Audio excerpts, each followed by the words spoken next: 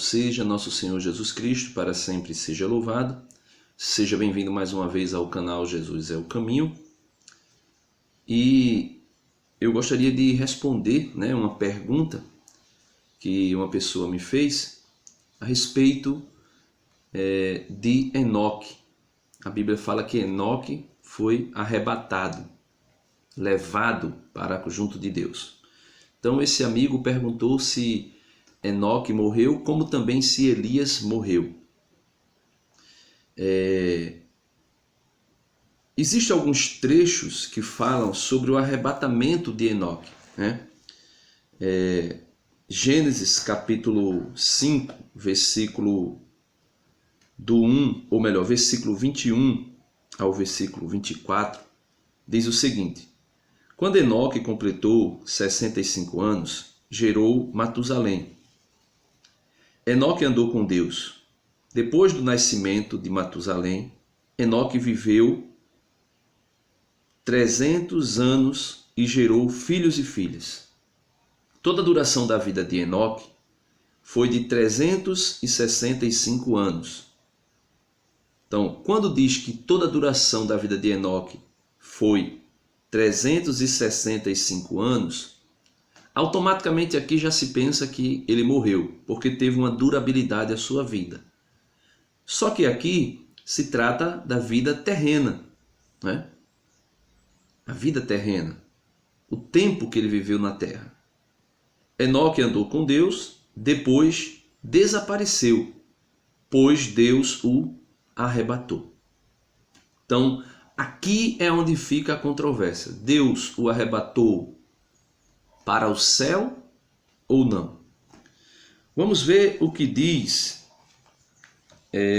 o livro de Eclesiástico, Eclesiástico, capítulo 44, versículo 16, diz assim: Enoque agradou ao Senhor e foi arrebatado, exemplo de conversão para as gerações. Então diz, Enoque agradou tanto a Deus que foi arrebatado. E fica como exemplo da conversão de Enoque para as gerações. Enoque, que andou em intimidade tão profunda com Deus, ou seja, um homem completamente convertido. Converter é exatamente isso, é voltar-se para Deus, diferentemente do que diz os nossos irmãos protestantes, que é apenas aceitar Jesus. Não, é ter uma vida completamente voltada e unida a Deus. E por esse motivo ele é exemplo de conversão. Mas também em Eclesiástico, capítulo 49, versículo 14, ainda fala de Enoque. Uma recapitulação do autor de Eclesiástico, que é Jesus Siracide, se eu não estou enganado. Ele diz o seguinte: ninguém sobre a terra foi criado igual a Enoque. Olha, ninguém sobre a terra foi criado por Deus igual a Enoque. Ele que foi arrebatado da terra, ou seja, ele que foi arrebatado da terra, ele foi tirado da terra. Não é um translado, não aconteceu aí um translado como aconteceu com Filipe quando batizou o eunuco. Lá em Atos dos Apóstolos, quando Filipe batiza o eunuco, Filipe é transladado. Transladar é tirar de um lugar para o outro. Arrebatamento, o arrebatamento aqui significa ser levado, ser levado para um outro lugar, diferentemente de ser transladado para um outro lugar na terra. O arrebatamento é para cima, o translado é tirar de um lugar para o outro. Então, significa dizer que Enoque foi arrebatado para um outro lugar espiritual. Aí, na minha humilde opinião, que aqui eu estou dando também a minha opinião, não é a doutrina da igreja, não tem nada batido o martelo a respeito disso, então eu estou dando apenas a minha opinião. No livro da Sabedoria, capítulo 4, né? Sabedoria, capítulo 4. Deixa eu ver aqui. Sabedoria, capítulo 4, versículo 10 e 11. Diz o seguinte: agradou a Deus, Deus o amou, vivia entre pecadores, Deus o transferiu. Aí a palavra no livro de sabedoria fala de transferiu. Depois ele usa a segunda palavra, que é a que é usada sempre.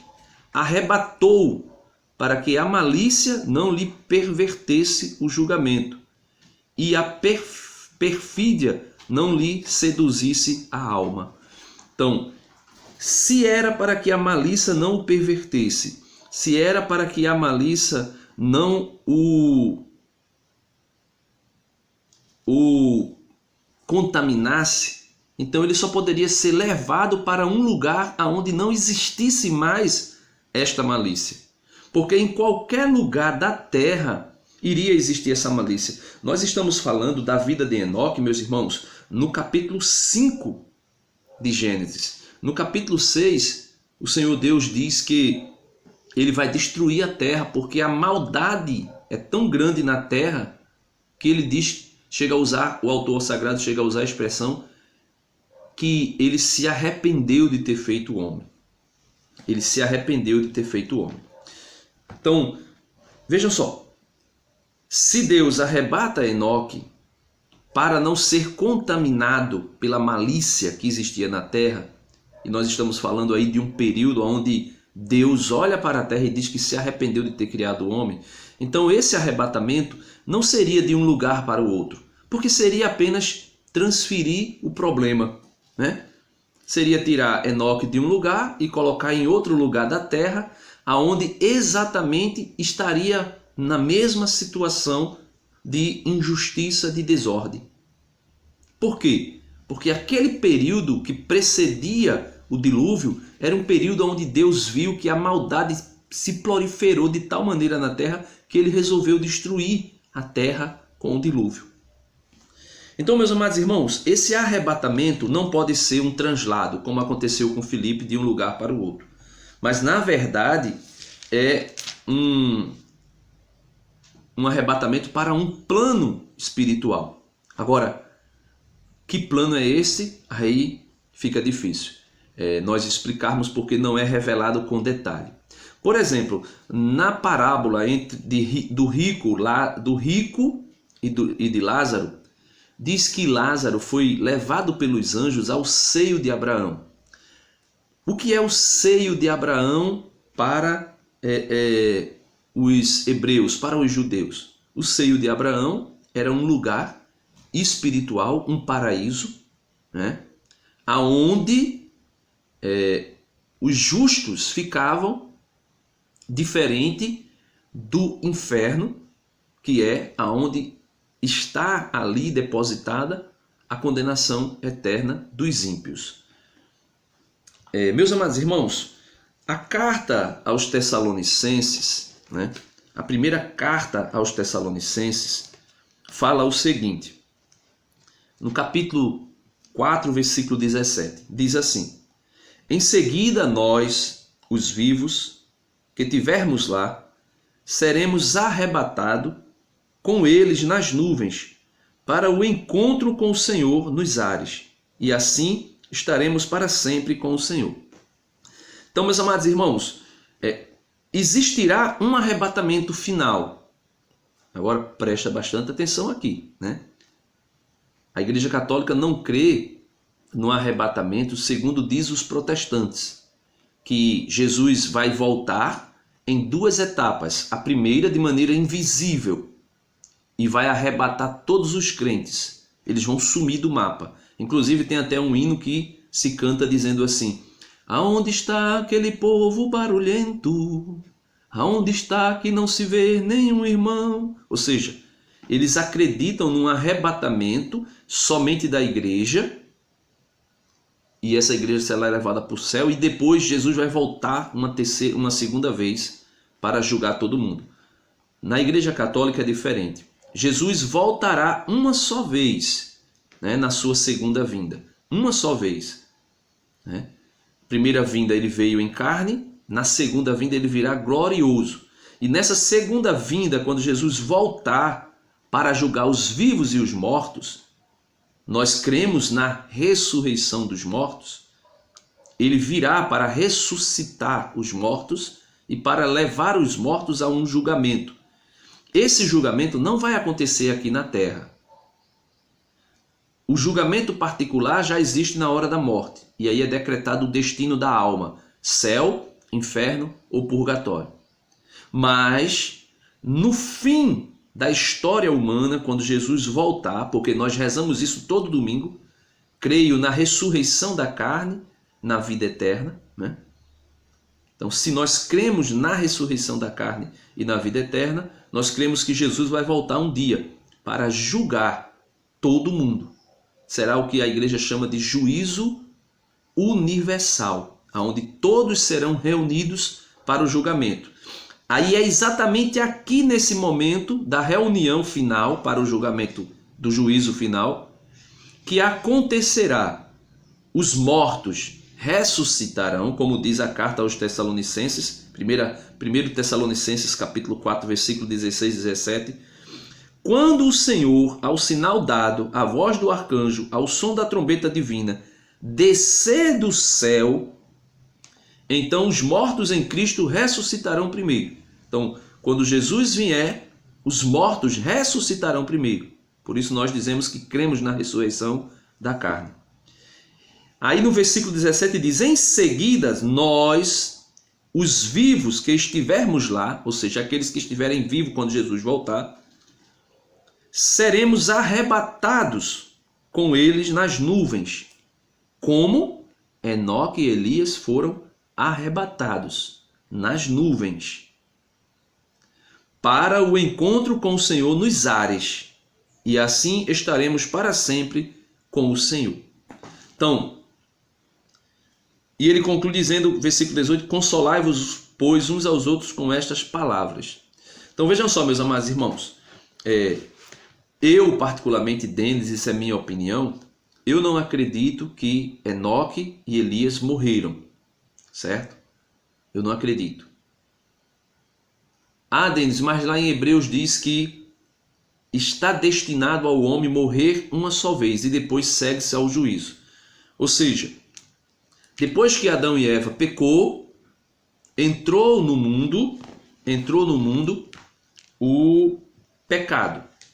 E o apóstolo Paulo diz que o salário do pecado é a morte.